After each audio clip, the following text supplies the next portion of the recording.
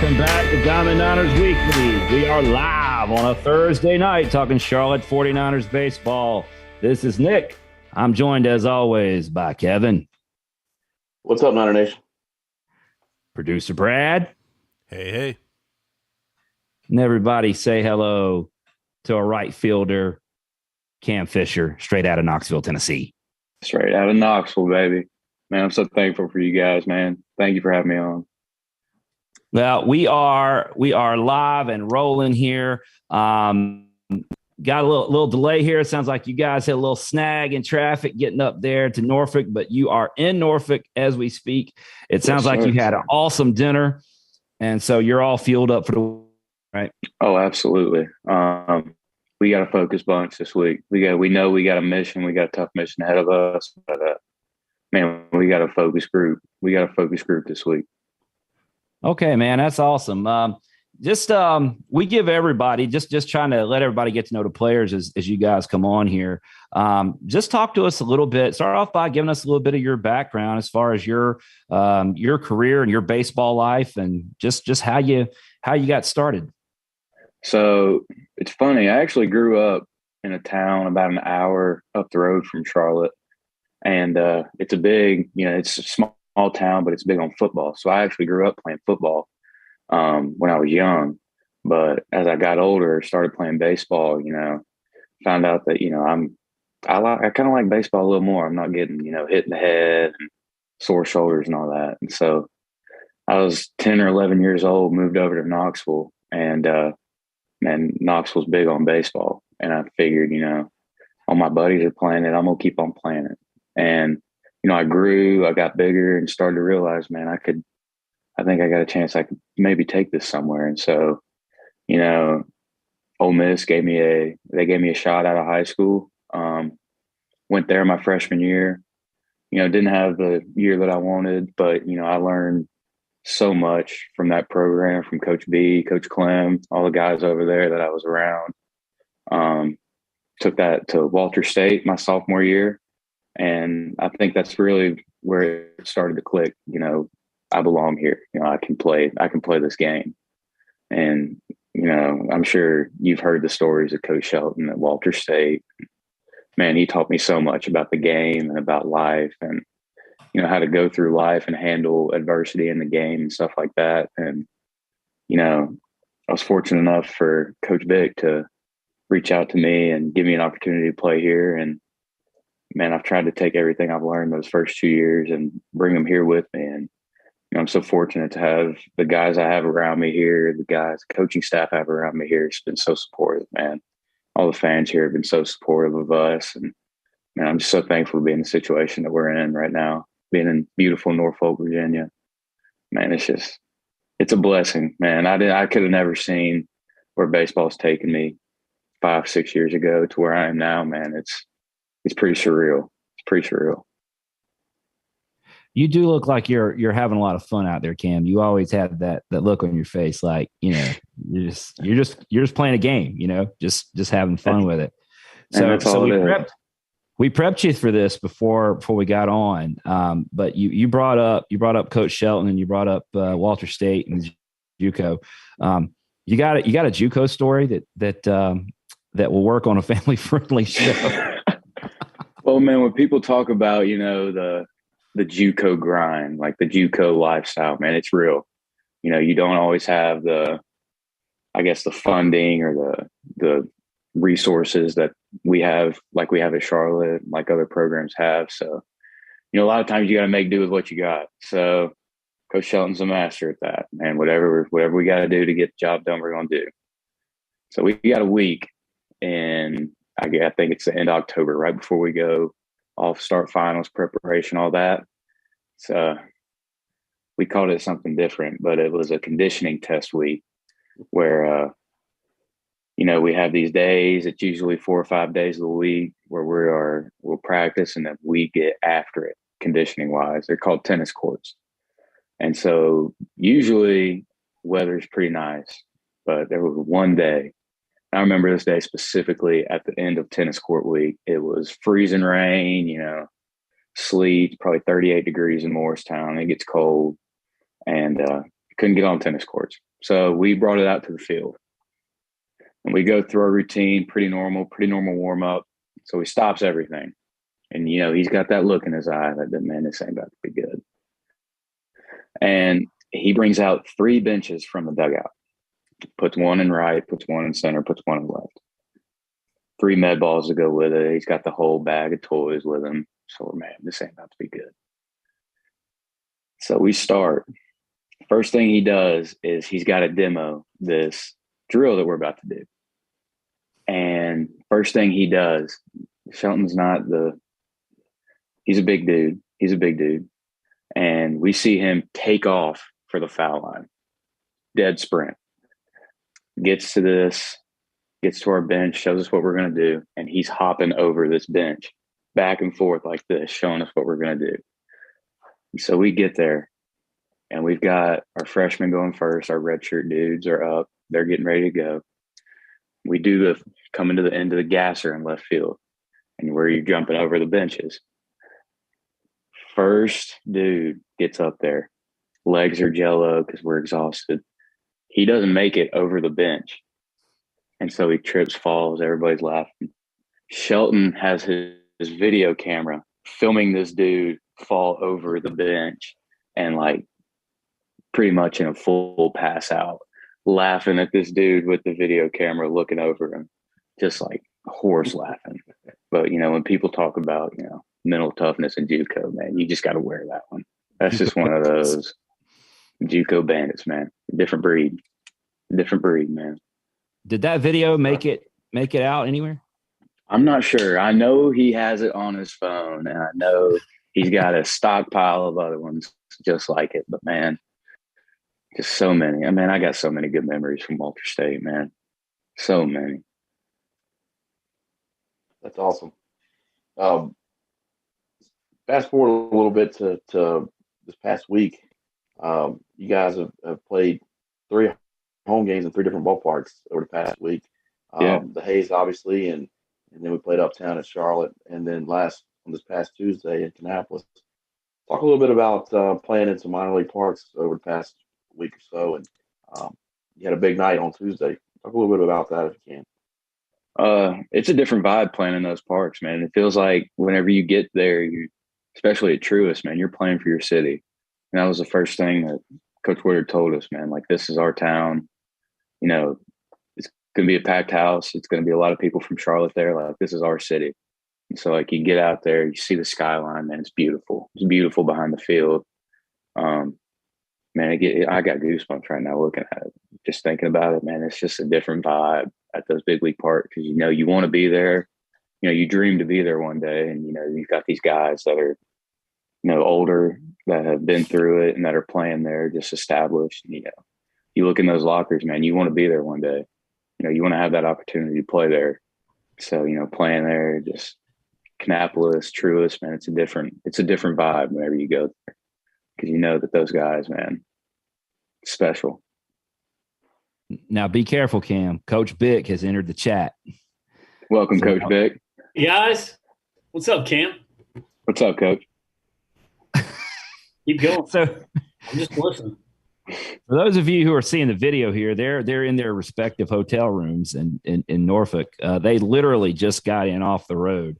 So we appreciate them making time for us. What time did you guys leave Charlotte today? We left probably around 3 o'clock-ish. Yeah, we left at 3. No stops, straight through. Got to the hotel about 2 minutes before 8. So, and then That's unloaded awesome. And all the stuff that goes with it. So yeah, all that stuff, all that gear. Well, cool. So, Cam, Kevin brought up your big night in K-Town. We were having a discussion about this before you came on. Did you change your walk-up music? I did. Did that happen? So let's talk. We need to get better when we bring players on about talking about walk-up music because it's important. It's like talking to Toby and not mentioning the high socks. You got to talk walk-up music. So you're and I'm not going to get the name right, but you've been using the name of the song is probably not Farmer's Daughter Is it? It is Farmer's Daughter. Is it Farmer's Daughter? Okay, because Yes, sir. your song, your walk-up music gets stuck in my head. There are two players. There are two players whose walk-up music gets stuck in my head, and for different reasons. Yours and Hunter Baker's. Hunter Baker's. Hunter Baker's gets stuck in my head like some kind of computer virus that I can't get rid of. But yours is catchy and it gets in there. So how did you get that walk up? And then what precipitated the change on Tuesday night? So I brought that one out this summer. That's honestly like one of my favorite songs of all time. And actually I was trying to find a spot where like, okay, I could walk up to this.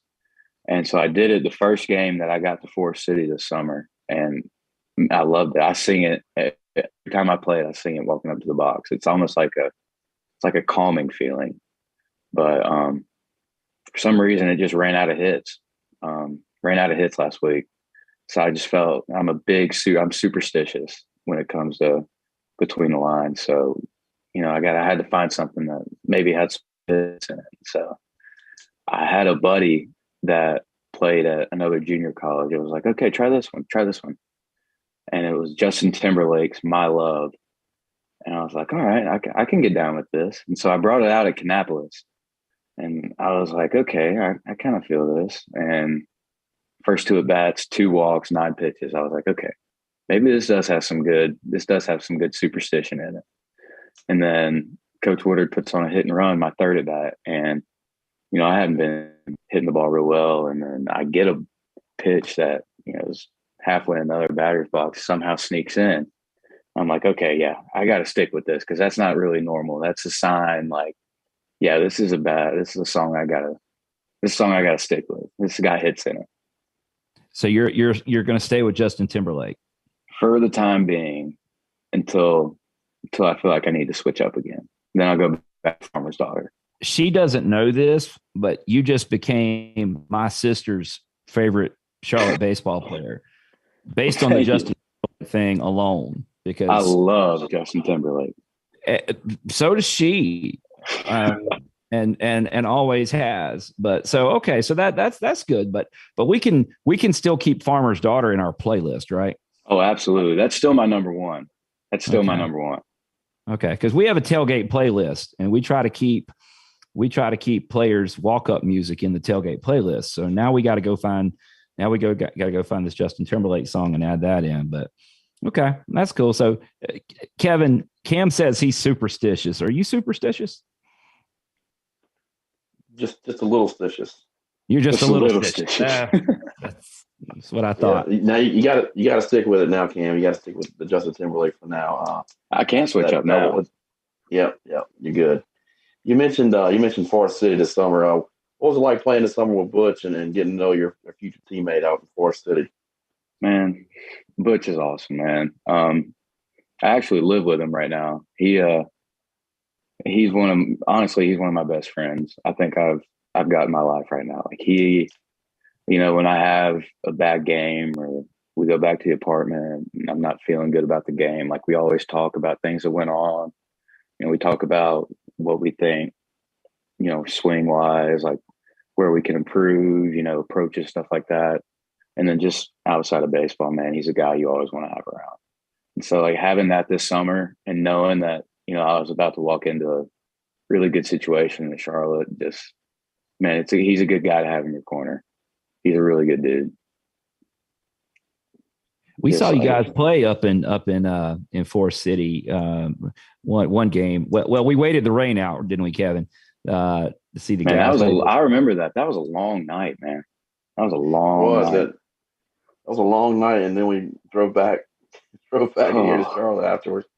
But it was cool. I always wanted to get out there and check out the CPL in Forest City, and it was a great ballpark, beautiful stadium. Yeah. We had a good time, even though the rain delay and all that. We had a great time.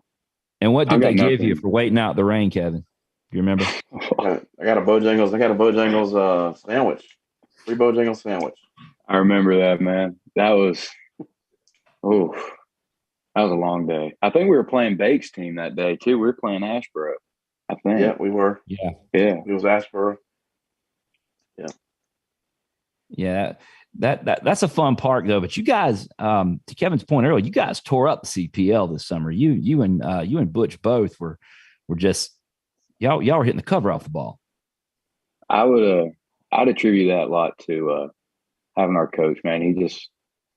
Coach Daly, man. I've got nothing but good things to say about the Forest City, man. I had an amazing summer there, man. And the coaches, the support staff there, man, they're just so supportive. The city, the town of Forest City, man, they're so supportive of what we do there. Man, I couldn't have had the summer that I had without my host family, the town, man. I've got nothing but good things to say about Forest City. Kevin, I better just drop in right here because he'll hear it later. And when he does, his head's going to be ready to explode. Our buddy Randy Peterson, who's from Forest City. If Randy, when you hear this, we gave you a shout out for being from Forest City because he loves him some Forest City, North Carolina. Randy Peterson, everybody. So if you see Randy Peterson, talk to him about Forest City. I will. He loves it. He loves talking Forest City. So we have some kind of standard questions here that we kind of get everybody talking about. We need to add the walk-up song thing is now that's got to be a part of it. We need to understand more about you guys' walk-up songs because, like I said, it's important. But talk about your recruiting process as you came to Charlotte, making that transition, and how did that process go? Being at Walter State, hearing from Charlotte, the whole process. Just talk to us about that. Right. So COVID kind of had an effect on recruiting that year at junior college. A lot of our guys my year didn't commit till really late. Usually a lot of junior college guys are committed in the fall and stuff like that, but we weren't allowed to go on campuses or anything because COVID and stuff. And so, I was really fortunate to have the coaches that I had in junior college and that they were so connected with the people that they were. And so they were really, the guys that, moved on from Walters last year, man, they were getting looks from a lot of guys. And man, I'm so thankful for Coach Vic and Coach Woodard for, having an interest in me and, taking a chance on me out of a junior college that, man, I'm so thankful for where I'm at right now. I would say that probably I learned more about myself at Walter State than anywhere else at any point in my life. And so, being a little bit more mature at the time and kind of figuring out like, this is what I want in a coaching staff. Like I want it to feel like a family. I want it to feel like I'd come in every day and, everybody's real supportive of what our team is doing and everybody's supportive of each other. And Coach Vic and Coach Warrior, man, they made it feel like family. And that was a big thing for me, my parents, whenever we would talk about, talking with Coach Vic and Coach Woodard, man, it felt like, man, that was the key thing that kind of made me decide like, man, this is where I want to be. That was really it. And they make this program feel like family. So were you in that situation where your first time on campus was like when you moved here? It was. I got to experience campus during summer ball. So like I had Coach Vic had sent me a ton of videos of the indoor and walking through campus in the field, but you don't really like get to experience it until you get there type thing. And so me and my dad got the opportunity to come, I think in the middle of June sometime, and do the whole tour, got to see everything. And man, my hair was blown back. Videos just don't do it justice of the Charlotte campus, man. It's so beautiful. It's awesome. Enjoy that having your hair blown back thing while you can, because it's me, Brad, and Bick will tell you it doesn't always last. So my genetics are pointing that way too. I didn't want to bring that up. I was not going to bring that up, but yeah, based on conversations with your dad, it does kind of look. Yeah, it's heading that way. Hopefully, I can hang on to it for a couple more years, but we'll see. Yeah, it's fine, man. Life goes on. Yeah, just hair. That's right. Life goes on. Well, what about, I'll say this, we get you talking a little bit about the hitter, the hitting development program here at Charlotte. I remember when we first heard about your commitment and we ran into Coach Vic, and we were like, Toby, what can you tell us about Cam Fisher? And I think Toby's always on his way from one thing to the next. And he was on his way to do something. And Toby stopped long enough to look at us and say, hitter. And then he kept going. and Vic doesn't lie about these things. You're a hitter. So talk about how the resources and the things we have in play and working with Coach Seb and just the work you're putting in here to develop your offensive game. You know, what's so great about Steve's is, man, he just, whatever you need, you know, if you just need to talk, you know, if you need guidance on not even just baseball, like if you just need somebody to talk to, man, he's always there. And that's what you need in the hitting coach. Because, you know, you're not always going to be 4 for 4 with 3 home runs. Like you're going to have 0 for 4 days. You're going to have 1 for 4 days, or maybe you don't put your best swings on balls. And, you know, sometimes you need that guy to kind of bring you back to, you know, you belong here. You're that good hitter. That's Siege. Siege is all like, he knows. I know that whenever I come to the field every day, no matter what I need, no matter what I'm feeling, no matter how the weekend went, man, he knows, he has that faith in me that sometimes I don't always have, that, man, you belong here. You're a great hitter and you have unlimited potential at the plate. You know, the work that he's put in with every one of us, and, you know, especially me, man, he's invaluable to this program. We wouldn't be where we were, like where we are right now, without Siebes. Like he has put in so much work with us as a hitting group, and, you know, this program that we aren't the program that we are right now. We aren't 15-6, 14-6 without Siebes being the forefront of our offense. You know, and I think we only have the sky's the limit for us right now, because we have so much potential as an offense and as a group, that so much confidence too, that, you know, a lot of guys I don't think had before he started working with us. And, you know, that's huge. That's what you want in a hitting coach. You want a hitting coach to instill confidence in you at all times and, you know, reinforce that you belong at the plate and that you're the guy, no matter what the situation is, that you can get the job done, man. And that's Siebes. That's Siebes. Well, Cam, I got a lot of confidence in you guys this weekend, because I think you're going into a hitter's park this weekend. I think absolutely. You're going to have a good time out there. It's getting a little late. We'll probably need to let you go here. Just have a good weekend. Hit the cover off the ball and score a lot for us. Man, I can't thank you guys enough for having me on tonight, man. I'm so thankful for you guys. Thank you. I really appreciate this. This is an honor. Hey, we always get this out of guys before we let them go, because we like reminding folks that you're student athletes. Cam, what's your major? And tell everybody what your major is, and tell everybody what your future plans are for post baseball, whenever that happens to be.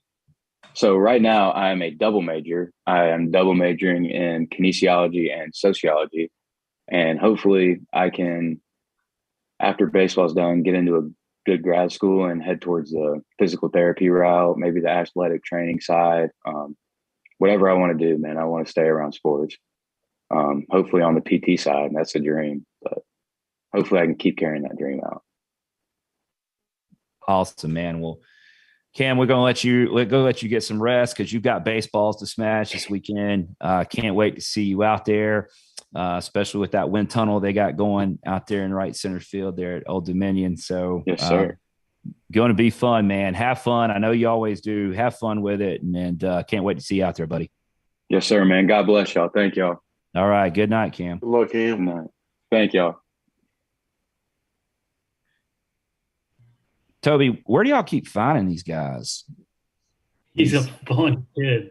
He is a fun kid to be around. We've got a really good group, and Cam Fisher he's salt of the earth. So yeah, he's just a joy to be around. As a matter of fact, I'll tell you a fun story.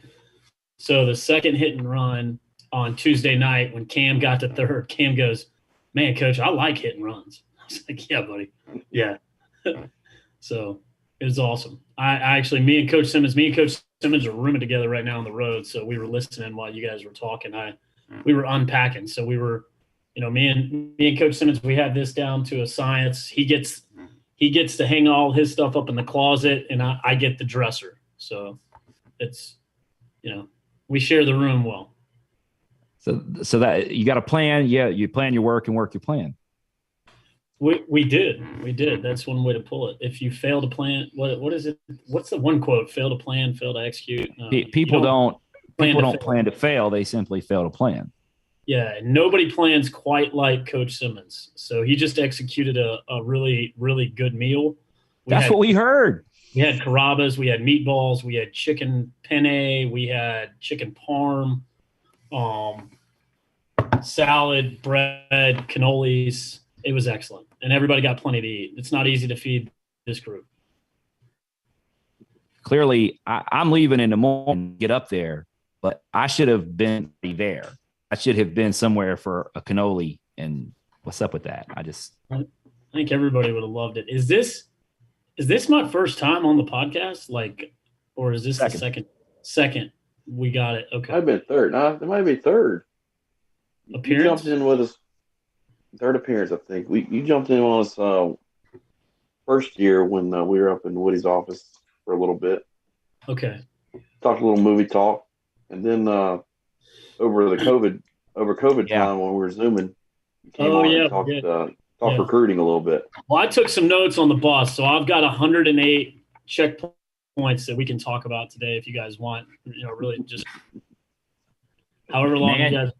Start with point one. Go. Let's do it. What you got? Point one was, Tuesday. Tuesday was a lot of fun. It was great playing. It was great seeing our guys compete. And, like you said, when I got on this is a great group to be around. These guys are really competitive. They want to win. They love to win. They love to repair. And it's a fun staff to be a part of. Showing up to work every day it's a blast. You get to be around great people, and we've got great support from the top down. And yeah, it's just a really, really fun, unique, awesome place to coach and to work. So, and appreciate all the stuff that you guys do, because following you guys, you guys are turning and burning left and right all the time. It's the content you guys are rolling out is it's a lot of fun. It really is. It's a lot of fun to follow. Hey, this is the most fun we've ever had, right, Kevin? This is the last 2 years have been amazing. Once we got past that whole COVID thing and got to see some ball, and then the end of last season, getting fans back in the stands, and then the NCAA tournament, and so far this year, last fall, everything. You guys make it fun, so it's easy to do. Yeah. Tuesday night was fun. Old Dominion's got a good group. You're going to see a lot of familiar faces on their club, and so just ready for a good competitive, challenging weekend in Conference USA. Okay, so I'm dying to talk to you about this, Toby. And it's the first time you came on, all I wanted to talk to you, all I had on my list to talk to you about was being on Team High Sox. Because I'm with you. If you're on you do baseball uniform, you do baseball socks where they're supposed to be done. Okay. So you and I are on board with that. But now this year you're coaching third. Okay. And that's a new role for you since you've been here, at least. Uh-huh. And man, I don't know. Not that I'm a connoisseur of third base coaches or anything like that, but I don't know that I've ever seen somebody do it quite the way you do. Because when you want to do the slide, you slide too.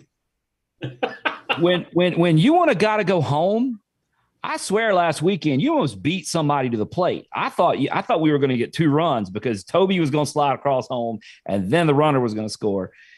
Dude, you're animated there. You are bringing the heat over there at third base. Well, I've been fortunate to work. I got when I graduated from high school, it was funny. Mita Parsons, who was one of my teammates' moms, she gave me a quote from like a leadership book, and it had an Old Testament scripture in there. I think it was Nehemiah 4:8 or 8:4. I'm probably saying it wrong, but it was like something like nothing great was ever accomplished without enthusiasm. And we've got an enthusiastic staff, and it's a lot of and an enthusiastic team. If I'm ever animated, it's probably no, it's 100%. It's 100% just me like being in the moment. It's not me trying to be animated. I think if you were talking to some of my former players at Air Force or Davidson about like, if they take a pitch that I think's a strike, like the joke was, we look down the third base box and see you go like, so definitely don't do that as much. But yeah, I think I just got it from, I think Coach Leggett did it a lot. And I think I always really paid attention to what Coach Leggett did at third when he was, when we were at Clemson. And, a lot of that's just the reaction. And if you, I joke with the guys, but I'm like, hey, if you ever hear me like yelling at a guy to go, like you really got to go, or let's go, like in the moment, that's usually because I don't think they're fast enough in that moment. And I feel like the louder I yell, the faster they will run.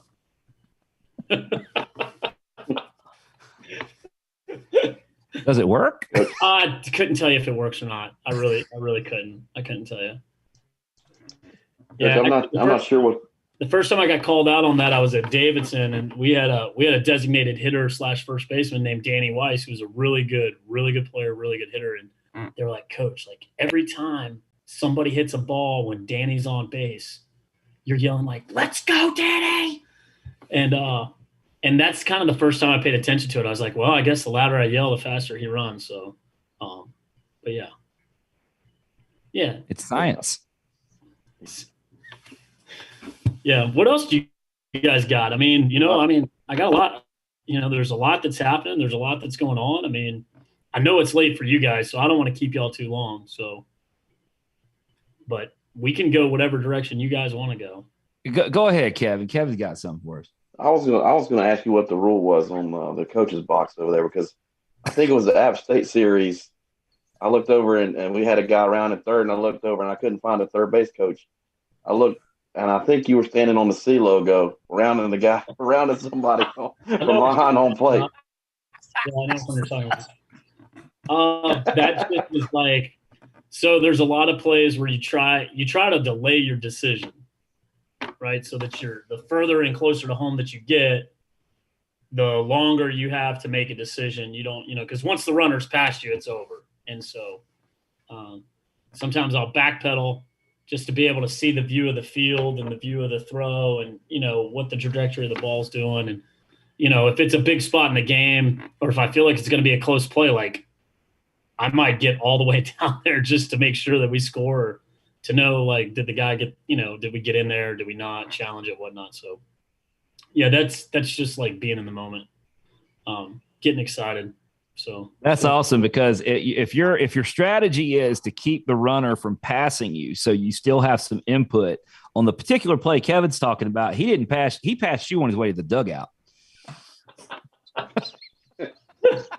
Yeah, that was a fun series. That was a fun day. I think we had I think it was a little bit back and forth. I think maybe that one in general was like the one that was like, okay, we got the lead.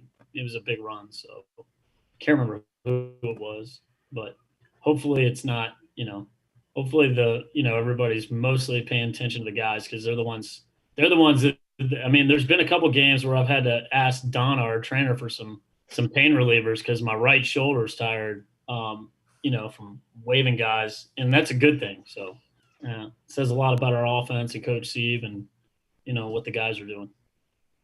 That Saturday against Western Illinois comes to mind. Your shoulder was probably. That was one of those. Yeah, that was one of those. But probably correct. I think this is a really talented group. We've got a really, these guys have a chance to, no matter who's like having a good day or a bad day, I think there's enough guys in this lineup that, and even guys that are coming off the bench for us offensively that, these guys have a chance to, score runs. And so, it's fun. It's fun being over there. It's fun having conversations on the bases with guys. I coached third for a long time, and then the past 2 years I was in the dugout, which I actually like being in the dugout a lot.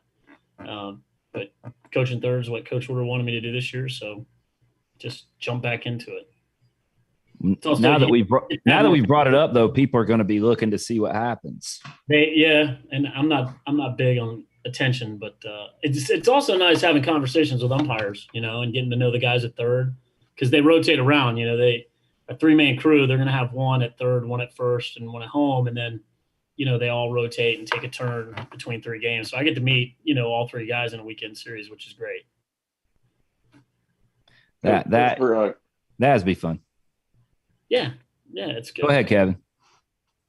For folks that are getting to know you for the first time, give a little background how you made it back to Charlotte, and kind of your role with the program as associate head coach and recruiting coordinator. Work with outfielders, correct? Yes, sir. So I spearhead the recruiting, but recruiting's every guy on staff. I spearhead it. I probably go out, the most, if there is a most, it's probably me. But we all go out, all three of the recruiting coaches. And, my job is a lot of fun. I kind of, as a young college coach, I had a conversation with Mark Calvey when I was coaching at Davidson. We played South Carolina. And I had a conversation with Mark Calvey, and Coach Calvey and me didn't know each other really well, but Coach Calvey goes, "Hey man, I like you." He goes, "There's 2 ways to make it in college baseball." And I'll never forget this. He was like, be a really good pitching coach or be a really good recruiting guy. And he was like, "I know you coach hitters, but like there's a ton of hitting coaches out there. If you really want to be good, unless you're a pitching guy, like be a really good recruiting guy." And I remember that. And recruiting is the lifeblood of any program, but that really kind of stuck with me. It was a 2-minute conversation, but I just remember, thinking like, I can be the best hitting coach. I can be the best infield coach. I can be the best outfield base runner. I can be a great coach. Like, if I want, but if I really want to coach college baseball for a long time and I really want to make a name for myself, be the best recruiting coordinator you can be. And so, I learned a lot when I was at Clemson and when I was at UNC Pembroke coaching D2 baseball, just from not only the head coaches there, but also the assistant coaches, and a couple different stops along the way. And just, one of the things that I learned at a very young age, not because I got an opportunity to learn it, but because I didn't have a choice, was, I was born in Texas and I grew up, both of my parents were really hard workers.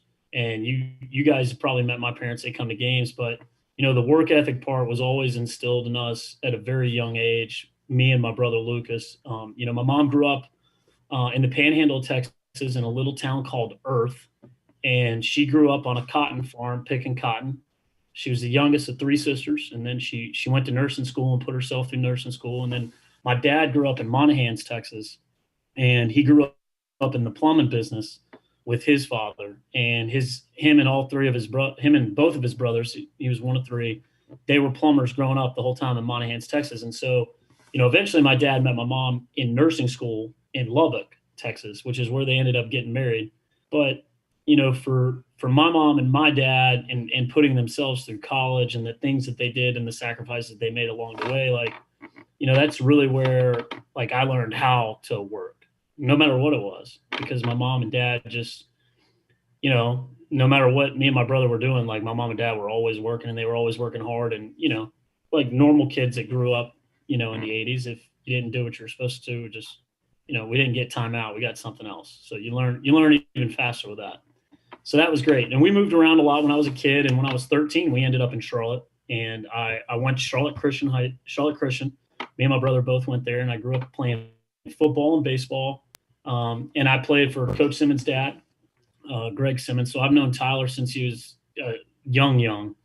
And, that was fun. And then ended up, moving on, went to college and was at Wingate, didn't play my first 4 years in college. I was actually a walk-on 5th year, you could call it a super senior. And I walked onto the team, and then got a chance to play about 5 or 6 games in and basically like locked down the job. You know, I don't think anybody was expecting me to play all year, but I got in and 5 games and sort of seized the moment, and was fortunate enough playing for Bill Nash that he just wrote my name in there every day after that. And so, you know, that was fun. One last hurrah, but I was coaching high school baseball the whole time I was in college. I coached at Providence High School in 1998, 99, and 2000.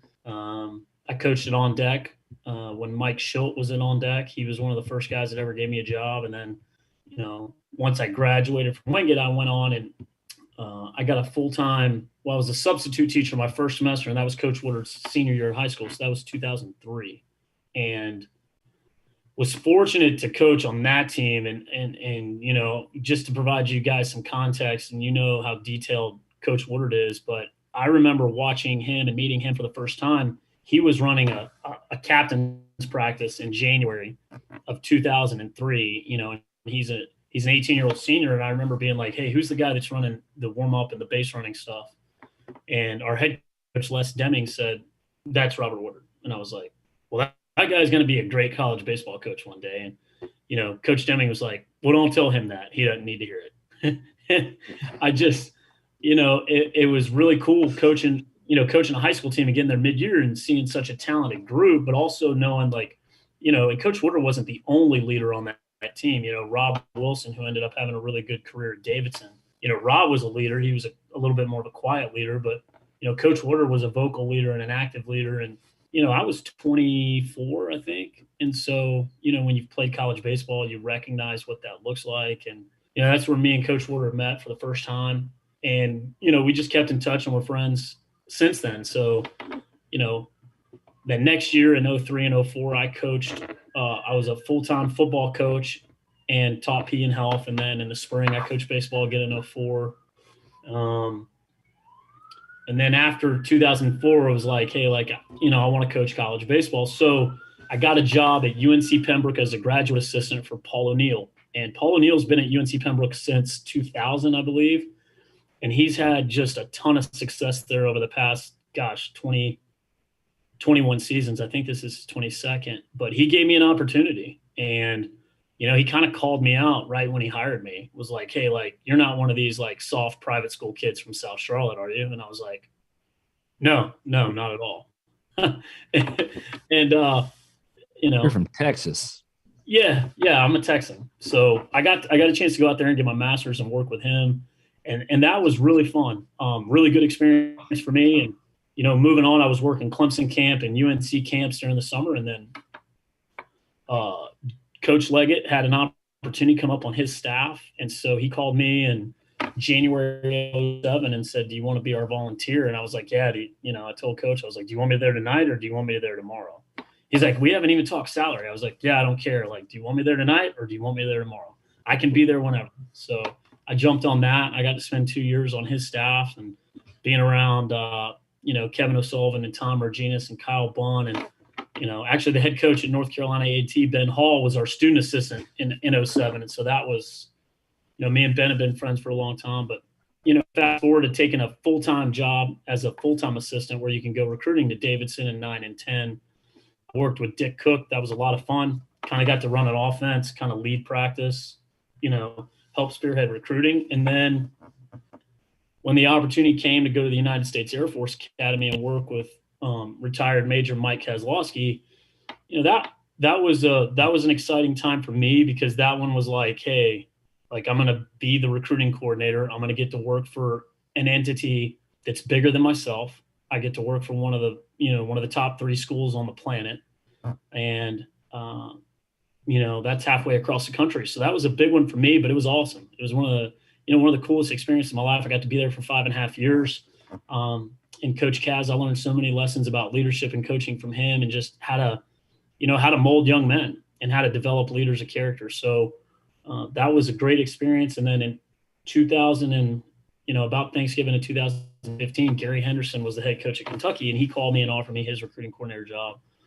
So I moved to Kentucky that summer, and then, or that winter, I got to be on that staff for about 7 months. And then at the end of the year, you know, Coach Henderson moved on from Kentucky, and I was out of a job. So I had an opportunity to start Prep Baseball Report Texas. And so once again, I just moved cross country and said, yeah, let's go. And so was the scouting director for Texas, which was a lot of fun for 3 years. And then fast forward to when Coach Woodard got the job, he called me on a Sunday. I think the Sunday after he had been announced on Saturday. Did he get announced on a Saturday or was that a Friday? I think it was a Saturday. I thought it was Saturday, like Saturday morning, like right, probably before 12. And we had been texting back and forth because we had kept in touch. And I just said, hey, man, I'm pumped for you, dude. Go get it. And then he, we hadn't even talked about me coming with him or him even having me on a list. And he called me on Sunday and he said, hey, I want you to be the recruiting coordinator. I want you to come home. And then I was in the middle of something, so I called him back and we spent about an hour and a half talking and just got more and more excited about the opportunity. And there's a book called Baseball and Philosophy, and the first chapter is it's about leaving home and coming home. So in baseball, as an offensive player, to be successful, you can't stay at the plate. You got to leave. But also, in order to put a run on the board and to help your team have success and for you to have success, you also have to return home.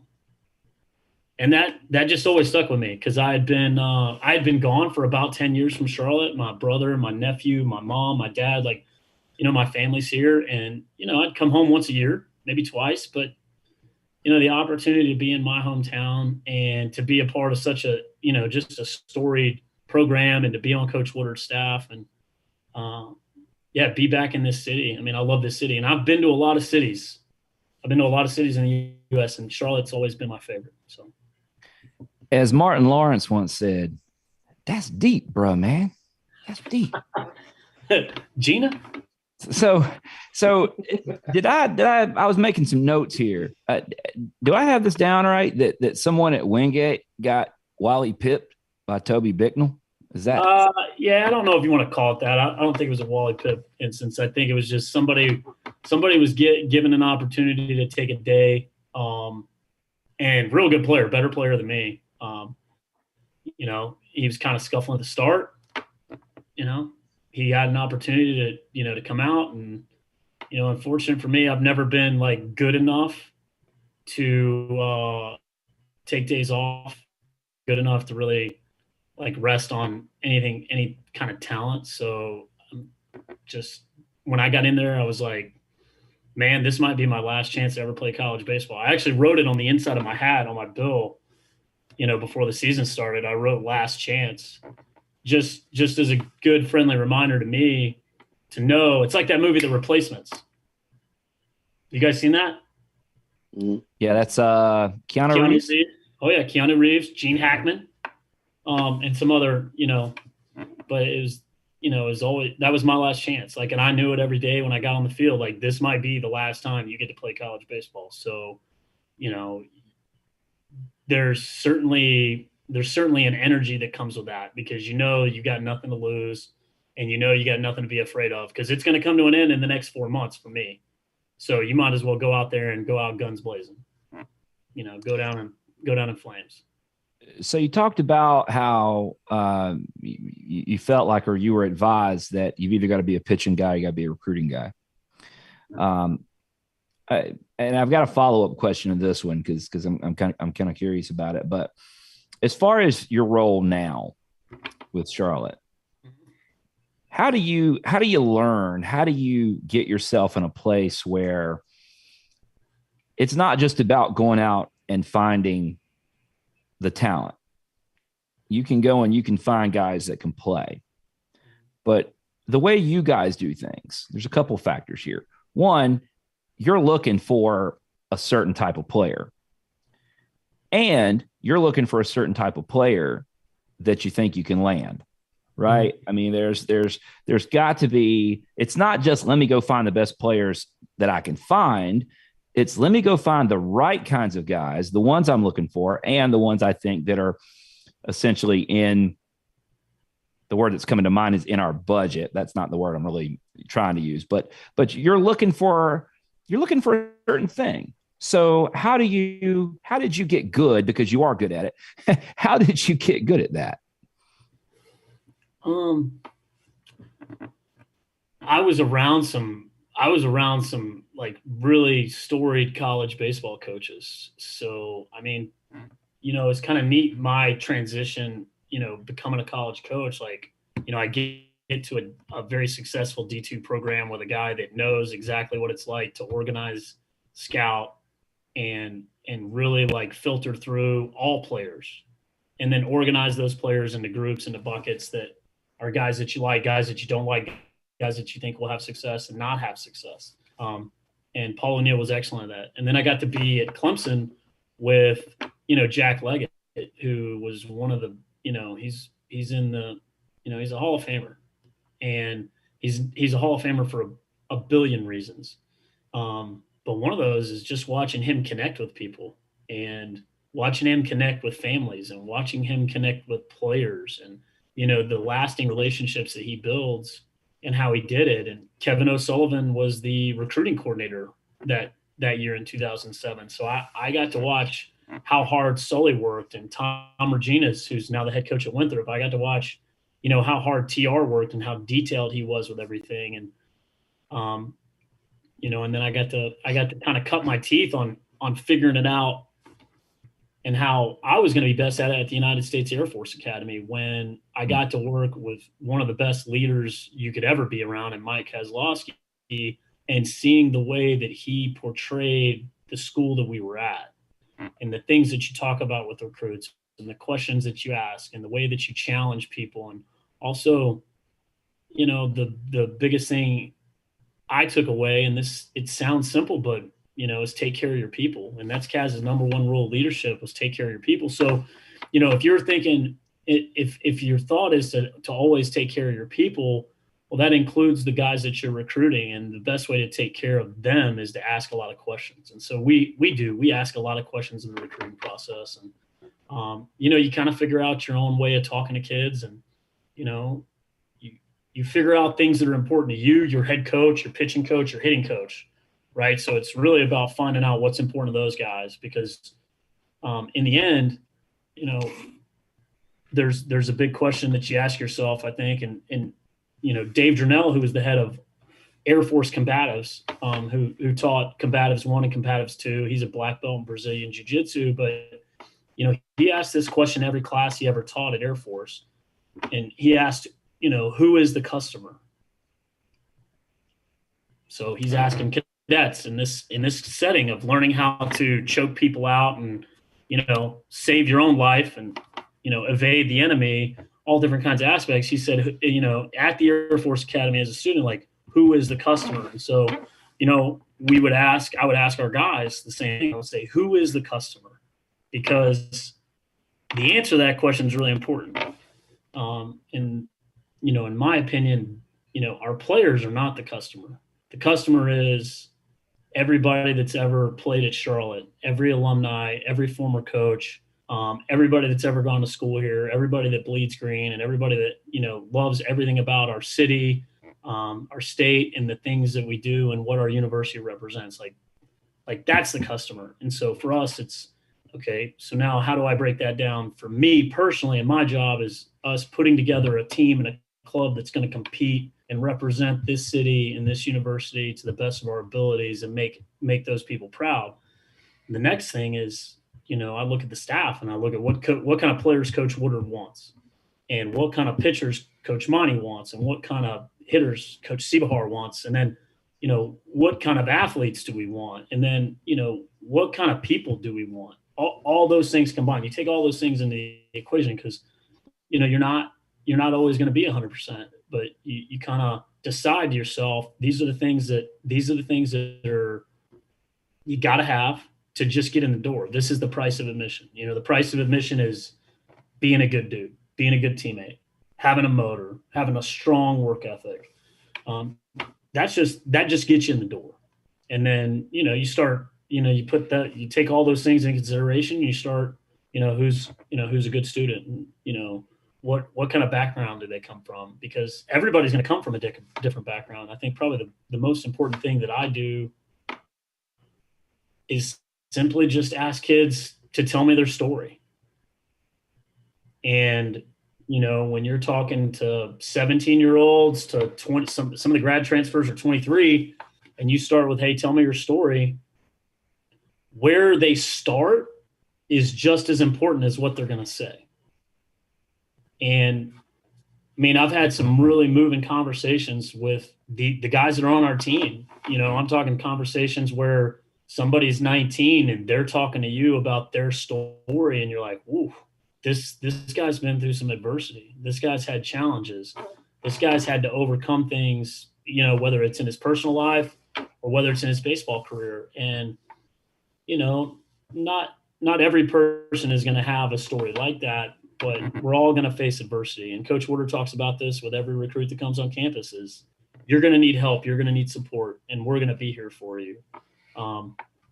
But for me, you know, in recruiting, you know, there's everybody's the customer, because it's the rest of the guys on the staff, and it's the alumni, and it's the current players on the team. And it's also the guys that are, you know, this the whole city that's watching us play, but it's also the recruit and the family. And, you know, we're not selling a product by any stretch of the imagination, but we are reaching out about an opportunity to be a part of something really special, and an opportunity to challenge yourself and to better yourself. And, you know, I think the right guys will like that message. And I think, you know, we've got the kind of staff that when somebody's on campus, you know, our staff does a really good job of connecting with families.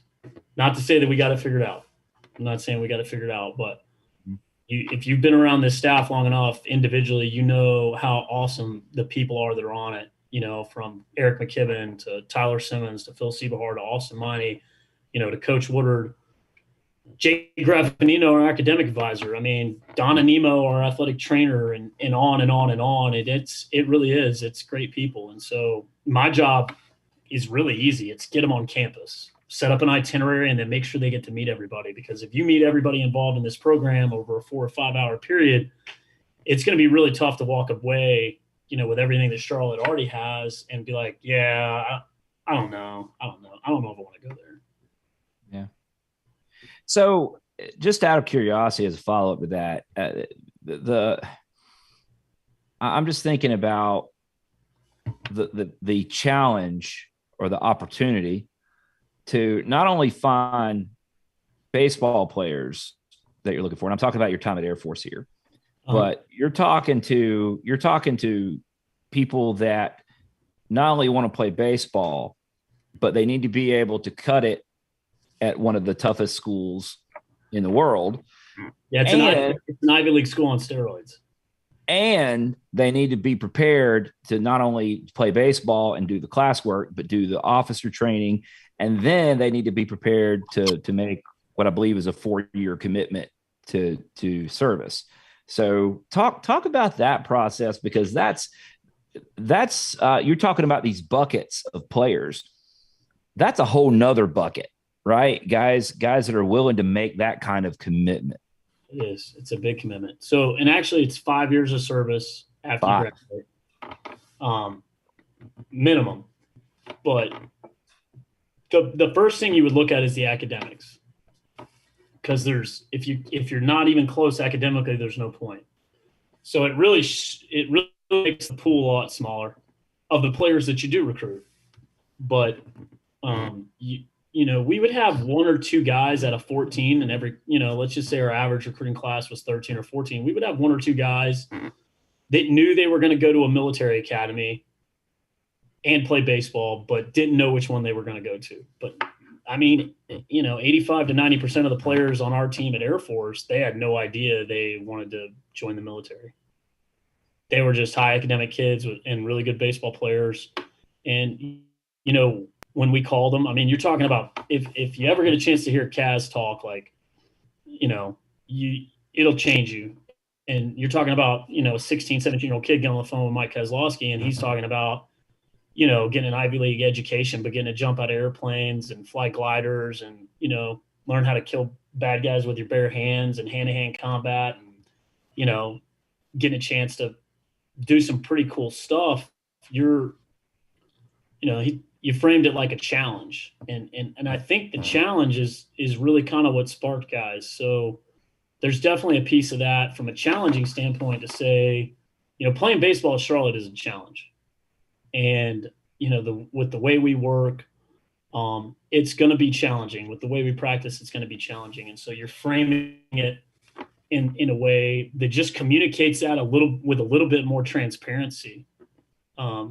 Because our guys have a lot of fun. Like our guys have a blast, I think, when they come to the field every day. I mean, it's tough to find somebody that's not smiling on their way to the yard at Charlotte, but it's still going to be a challenging practice. I do think the way Coach Woodward communicates, the practice schedules, the times, the emails, the weekly schedule, when we're lifting, like I think there's a lot to that in how he sets everything up. And he's been doing that since day one. So, yeah.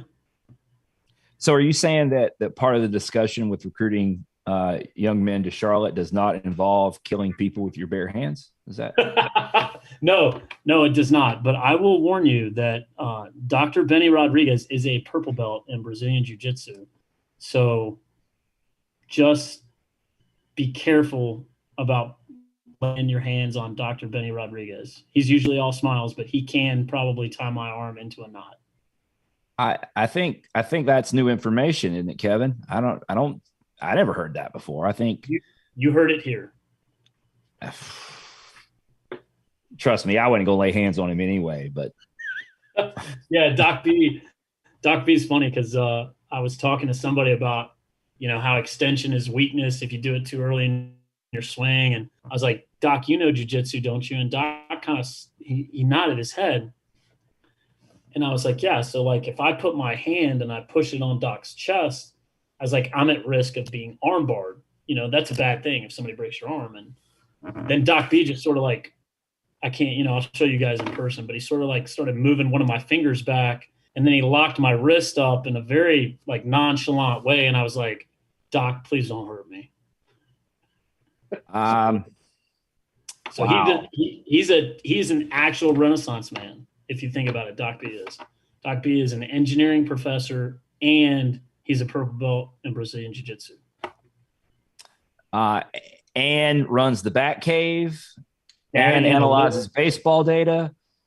TrackMan. I mean, I haven't asked him if he plays an instrument, but I wouldn't be shocked if he does.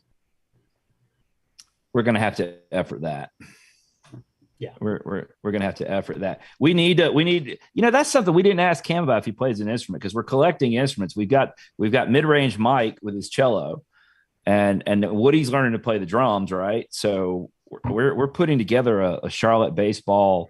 Okay, you ready for the next one? The next instrument? Yeah. So, are you about to tell us you play an instrument? I played the trumpet growing up. Well, can you still do it? I could probably play Go Big Blue or Do-Wah-Diddy, maybe, just because we played those over and over. Here's what we're going to need from you. I might still have my trumpet at my parents' house. I stopped playing it when I was in like 7th grade. But here's what we're going to need from you, Toby. Okay. When the inevitable happens, when we play Ring of Fire, you're going to need to do the little trumpet. Da, da, da, da, da, da, da. You're going to need to be able to do that. I'd have to learn. I don't even know if I can still read sheet music, but I think we had the school I went to, you had to play an instrument because you had like band or whatever every day or every other day for like 45 minutes in middle school. So, yeah. Kevin, we play some Johnny Cash, don't we? That's right. We do. You guys like that movie, Walk the Line? It was okay. Yeah, it's a good movie. Yeah. My son actually just signed up to play trumpet next year at 6th grade, Toby. So get used to loud instruments, because there's not really a good place to practice that, I don't think, unless there's a technology that's been invented. No, it hasn't been. How long have you guys been doing Diamond Niners? Wow. We've been doing this podcast this is our 5th season. Okay. But we started a Twitter account. Who knows when? 2012. 2012. So 10 years. Nick knows. 10 years. Yeah. Kevin started the Twitter account. We were tweeting a little bit on our own without an account, but then Kevin started the Twitter account in 2012. Man, because Nick was tweeting out the score updates from his personal account one day, and then he stopped, and people were asking, "Well, what happened? What happened? Where's the score?" And he didn't realize so many people were following him for the score because the athletic department wasn't on Twitter yet, or social media at all. Got it. And so Nick was providing score updates from the Hayes. And then we decided to start this out and just to keep people updated. So Man. We had no idea that people even followed that. It was Kevin was going to be late to the ballpark, and a couple other people were too. I think Drew Garrison was going to be late, maybe Ann Carson, and we were playing like Wake Forest on a Tuesday night, and everybody was getting there, and I was there, and everybody was like, "Hey, text me what's going on." I said, "Well, hey, you're all on Twitter. I'll just tweet it." And so I was until they all showed up. They all got there, and then I stopped and put my phone down. And then like 3 innings later, somebody's uncle, a player's uncle in Maryland or Delaware or something, was like atting me. Like, why did you stop? What's happening? What's going on? What's the score? What inning is it? Who's at the plate? And then so Kevin, that's when Kevin said, I think maybe there's demand for this. An audience. Yeah. It's an audience. It's kind of like the Truman Show. You unplugged it, and everybody was like, "Wait, what?" Yeah, that's exactly. And this kind of stuff was just kind of in its infancy. Streaming games online was not really. I mean, it was sort of a thing, but it wasn't widespread. So you couldn't log on, even stream a game on the internet, much less ESPN Plus. That didn't exist. The athletic department was not on social media yet, and we just started doing something. Yeah, it's the service you guys provide, just the way you guys cover the players and everything you guys do. It's fun. It's a lot of fun to follow, and I'm at all the games, but it's fun to go back and see it. As you guys know, I follow the in-game stuff really closely in the fall when I'm on the road recruiting. So. And you guys are at this. Now there's a Toby Bickle story. I can confirm this. This is a story on Toby because we were up in the stands tweeting Big Maple's freshman fall. Yeah. When he hit what he hit, Kevin? Was it 6 home runs over 2 games? 5? 6 home runs in a doubleheader. Yeah. It was nasty. And at a certain point, we got a DM, and it was Toby. And I don't know where you were. You were out somewhere recruiting. Yeah. And you're like, "You're making this up, right?" He did not just hit his 4th home run, his 5th home run, his 6th home run, including I think the 6th one was a walk-off. It was a walk-off, yeah, because I was like, wait a second, he hit another one? I thought you guys were just like repackaging content, but no, it was all new content. I actually remember that last tweet because it said something basically because the game was on the line. I don't remember how many people were on, but he was the winning run at the plate.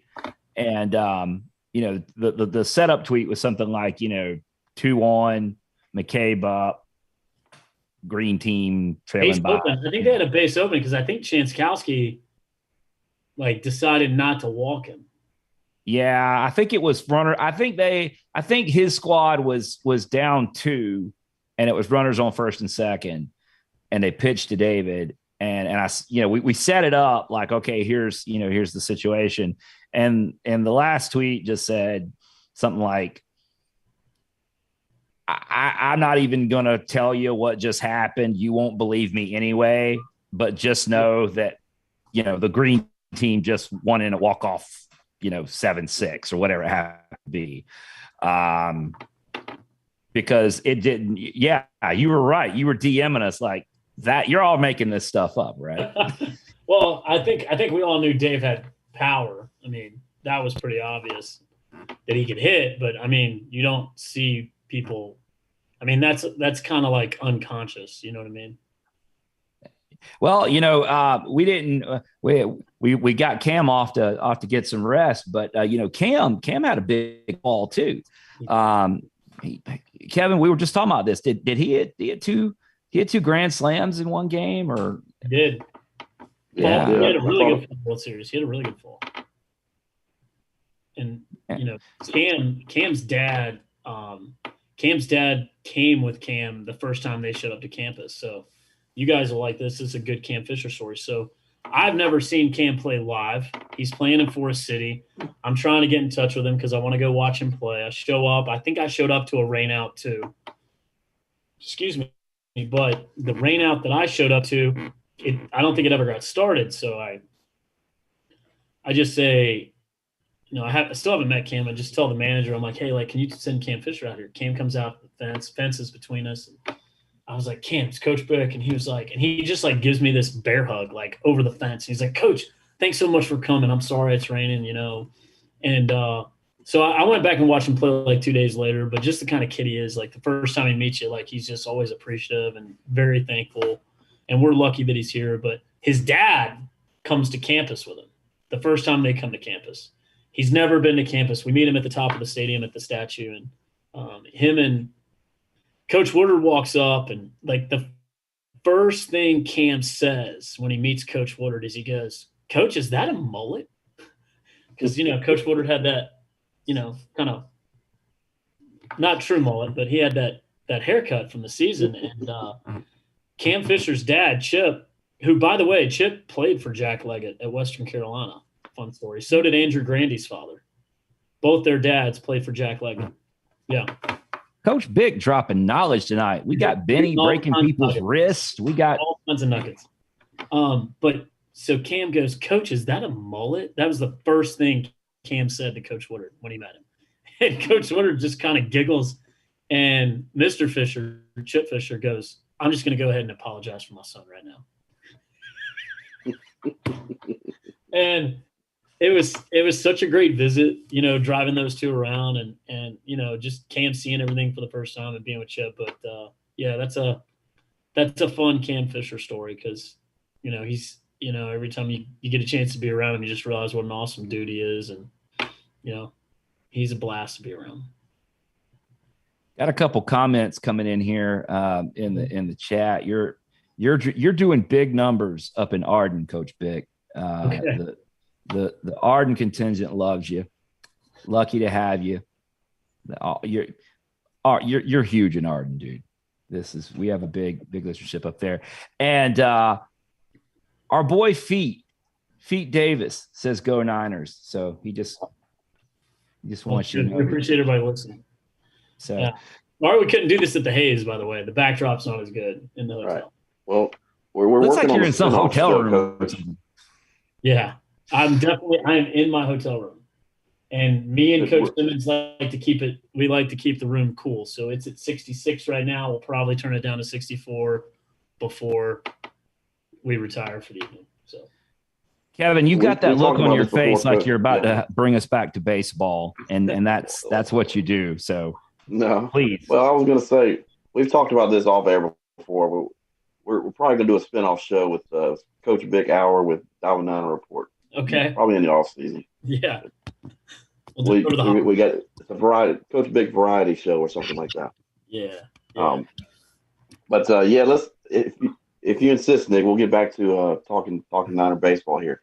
Just looking at last week, Coach took 2 out of 3 from Western Kentucky. Had one game uptown at nice Truist Field, and then Tuesday we got to play at another minor league park in Kannapolis. Talk a little bit about last week's effort from your point of view. Well, it's anytime you're playing Conference USA, it's such a good league. and it's so competitive top to bottom. I really do think if you look at the scores from last week and seeing that everybody's either 2-1 or 1-2, like nobody swept, nobody got swept, I think you're going to see, even in our league, it's going to be, I think it's going to be even tougher this year. But playing in Uptown's really special. I mean, you know, for me personally, just being a Charlottean and growing up here, like anytime you get to play in Uptown, that's kind of like the best of the best. And that just, you know, when I was a kid, there was no real like Uptown Charlotte. Nobody came to Uptown Charlotte. That was before the Panthers got here. That was 91, 92. And so seeing how Uptown grew with the Panthers and then watching, you know, I remember, you know, Pat McCrory and the, you know, revitalization in Uptown and, you know, all the things going on. And then I'm moving back. I'm in college and I'm moving back and I'm coaching away and I'm moving back. And, you know, oh, there's going to be a minor league ballpark. The Knights, you know, I used to go to the old Knights Castle and watch Jim Thome, you know, drop nukes. Him and Sam Horn just crush balls, right? Like tear down the wall. And every time you go to Fort Mill, you're like, man, it'd be great if the ballpark was like, nothing against, you know, Fort Mill, but it was great if the ballpark would be in Uptown. And so, you know, when it finally got built, you're like, holy cow, this is going to be great. And then you see it, you know, it makes you feel, I mean, for me, it makes me feel like I'm 15 years old and I'm, you know, I'm going to watch, you know, big league ball for me, you know, get swirl ice cream in a, you know, in a little baseball hat. That's, so yeah, that's one of those, the Uptown ballpark for me, and seeing our guys get to compete in that setting and to be on that field, it's pretty awesome. It really is. And, you know, Western Kentucky's got a good club. They've got some really talented offensive players, and you know, they've got some pieces on the mound that they matched up really well, and they did some good things against us on Friday night. And then just seeing the way our guys battled on Saturday and the way they battled on Sunday, I think says a lot about our club. You know, and we've got a really good team, but it's going to be tough every single weekend and every single time with the schedule that we play. Kannapolis on Tuesday, that was my first time. So being in Kannapolis, because last year, Kannapolis, I was contact traced, so I didn't get to be at that game. Again, I was watching on TV and following you guys on Twitter. So because I was contact traced, I wasn't there. So that was my first time at that ballpark, and that place is awesome. What a really neat venue on that side of town. And that was just a lot of fun. You know, I mean, the dugouts are gigantic. The staff, everybody, the staff at Truist, the staff, you know, at Kannapolis Cannonballers. I mean, everybody's so welcoming and hospitable. It's just a good time. And, you know, you could definitely, you know, one thing about Kannapolis is before the game, I mean, you could tell when the popcorn was being made because it smelled like it was in the dugout. And then you could tell when the bratwursts were going on the grill because, I mean, there was a big part of me that thought about running up there and getting one with like sauerkraut all over it. But, yeah, so it was good. And anytime you get to play an in-state rival like Campbell, and Campbell's they've had a ton of success. They're always competitive. Coach Hare does a great job there. But anytime you get to play, you know, another in-state school that – you know, it means something, you know, and it's important. Every game's important. So that was a blast. You know, I'm a Charlotte guy like you, Garinger High School, class of 96. But I'm a K-Town guy now. Oh, and yeah. Kevin and I are both Cabco guys these days. And I love that ballpark in Kannapolis. Actually, I started to say nothing against the Intimidators ballpark. Yes, everything against the Intimidators ballpark. That place was it not? It wasn't the same? No. Well, We did. I haven't even been around where the ballpark is in Kannapolis. So like I've got to, you know, get away for an evening and come up there and like go to dinner like right by the ballpark because I hear great things about it. I think we can probably make that happen. There's some spots up there, and they're getting ready to open up some even more spots up there. K-Town is on the rebound, and it's a great turnaround story because I mean, if you remember where the mill was and all that, and when the mill shut down, you know, I tell people, you know, there are lots of towns that had mills, Mhm. Kannapolis was not a town that had a mill. It was a mill that had a town. And when it shut, I mean, they were in real trouble. And the rebound that has happened there with David Murdoch and his efforts, and then the Temerity baseball and the Cannonballers have come in. The city of Kannapolis bought its own downtown. That's how that started. The city bought its own downtown to redevelop it. And it's fantastic. I'm at home down there. That's, Truist. Okay. I get it, but K-Town's like my living room, man. It's awesome. That's great. Yeah. I mean, I just like when we were riding the bus into it was, probably my first time in Kannapolis in a long, long, long time, and I was like, oh, okay. Yeah. I mean, I've seen pictures, but this is awesome. Everything around it was great. Like, this is really good. So, yeah. And they're about to build a complex out there in right field where that fence was up. It's going to be a brewery and a restaurant and a hotel and apartments. It's all in one. And seems like they're going to make it a little bit like the Greenville Drive. Yeah. North Carolina. Kind of like that. Yeah, I think that's fair. And the other thing that Kevin and I got excited about is, Major League Baseball did away with the minor league names for the leagues, but they brought them back. So what was it called last year, Kevin? Was it Low A Southeast? Low A Southeast League. Well, what are we going back to, Kevin? Sally? Well, now it's going to be the Carolina League. The Carolina League is back. Carolina League. And that's got me fired up. Yeah. All the leagues get their names back. The California League, the International League, the Sally League, all the names are coming back. So well, that's good. Yeah. They were the Sally League before. Low A around here was Sally League, but now they're going to be the Carolina League. And so it just gives me even more excuses to pull up Bull Durham and watch it again. Yeah. Who wouldn't love that?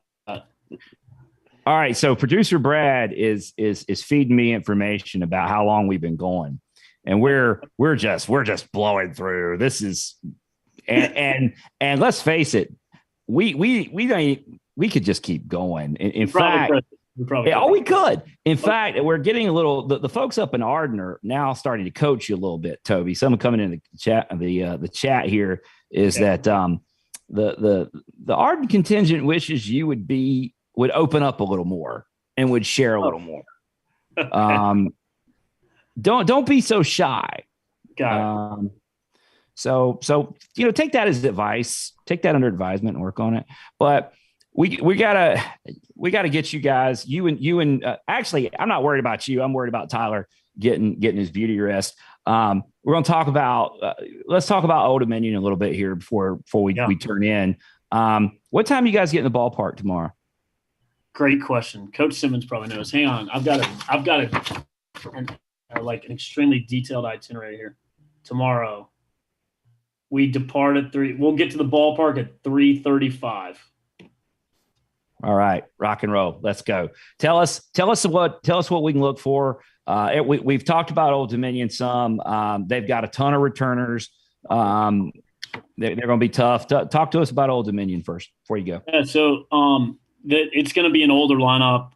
They've got the ability to score a lot of runs. I think they've got everybody back from the lineup last year, including guys that played in one of 3 games, but mostly everybody's back. The left-handed starter, the guy that we're going to see game 1, can really pitch. He can change speeds, and they've got a number of left-handers that can with velocity coming out of the pen. They can match up right, left a lot of different times. So, if and when the bullpen comes into the game, they've got the ability to match up left and right a good bit. And so that'll be a really good challenge. And offensively, they can hit. They can really hit. Coach Finwood does a great job with their entire team, as do their assistants, and they're well coached. They're physical. They're an older group, so they've been around the block. They played in a regional last year, and we just have a ton of respect for them, for their team, for the way they play, for the way they're coached. It's going to be tough. It's going to be tough. It's going to be a great challenge. And they're a really good group. So it's going to be a fun weekend. All right. So let's see. Game times tomorrow night, 6 p.m., 3 o'clock on Sunday, and 1 o'clock. 3 o'clock on Saturday, forgive me. And 1 o'clock on Sunday. All of those games, I meant to check this here. Let's see. Conference USA TV. Are they on Conference? Thank you, Kevin. Conference USA TV. Yes. Yeah. So if you've got a subscription to that, jump on and check that out. Subscription cost? What does that cost? I gotta figure that out. 11. I gotta subscribe for my mom so she can watch. She was texting me while we were on the bus ride today. She's like, "Hey, send me the code." $11 a month. $11 a month. It's $11 a month for a couple more months. Yeah. Now I don't know. It does have a watch link. So Old Dominion must provide a broadcast, but you don't have to pay anything to listen to our broadcast. So if you want to hear Joe Templin call the game on the, that's totally free. But if you want Old Dominion's video stream, it's like $11.95 a month, I think. Yeah, I think my mom's gonna want to watch it. She wants to watch. You guys did some broadcasting in the fall. Through y'all's Twitch account, yeah. We did the Ontario Blue Jays, and we did the Walter State game. Is that all we did, Kevin? Was there or did we do a green? Do we do a green-white game? Oh, I think you did. Sorry, you were talking about the weekend. I wasn't trying to get you off topic. No, it's all right. It's all right. We're wrapping up here. This is good. Now, Coach Big, Woody said he went back and listened to our broadcast a little bit. Did you have an opportunity to do that? I need to do that. I have not had the opportunity to do it, but I would like to. Woody said he went and watched us call the game? Oh, yeah. I love you guys call the game. He loves getting our perspective. He loves getting our perspective on things. I think it's great. You know what we ought to do is we ought to all call a Kannapolis Cannonballers game. That's what. Here's what we need to do. That's Trevor Wilt's. That's Trevor Wilt's thing. So it's just all of us in the booth with Trevor. Yeah, I don't see why that can't be arranged. We're talking we're talking overseas affairs, right? We're talking history, baseball, philosophy, all wrapped into one ball game. I think what you mean is we would turn that game into Mystery Science Theater 3000. It sounds like fun. especially if that means I get free bratwurst at Kannapolis, because those things I was dying to have one like about 30 minutes before the game. Well, hey, this summer when you're not on the road recruiting, Coach, you're welcome to come enjoy a pregame beverage at Old Armor Brewery, and then we'll go into the ballpark and have some broth. Sounds like fun. You come on up. I'm sure you guys. We probably need to wrap this up because I know you guys got to work tomorrow morning. I'm not working tomorrow. No, I'm hitting the road, man. Brad's working. Brad's always working. Always working. Maddie and I are hitting the road in the morning, dude. We got the camper loaded up. We're headed for Norfolk. That's it, man. Yes. Hey, and you know what? One of the things about Norfolk, and they really do. Like last year, I remember on Sunday, like they had a really good crowd. They had the grill going down the right field line. Everybody was sitting in lawn chairs. So, hopefully we have some good weather this weekend to watch, two really good teams battle it out. I think it'll be a lot of fun. Yeah, let's go. Let's get it. All right, folks. This is 2 weeks in a row. We're not out of time. We're just producer Brad. The clock has just exploded. We're all out of time. Look for this podcast wherever you happen to find your podcast, like Coach Big does. Make sure to subscribe in order to be notified of new content. You can find us on social media. We're all over Twitter. We are all over Twitter. Some Facebook, some Instagram. Still not on TikTok. Still not going on TikTok. Reach out anytime you'd like. We'd love hearing from you guys. If you're old-fashioned like us, just say hello at the ballpark. Big thanks to Cam Fisher for spending some time with us tonight. For Kevin, producer Brad, and Coach Bick, this has been Nick, and we're going to see you at the Hayes. Go Niners. Go Niners.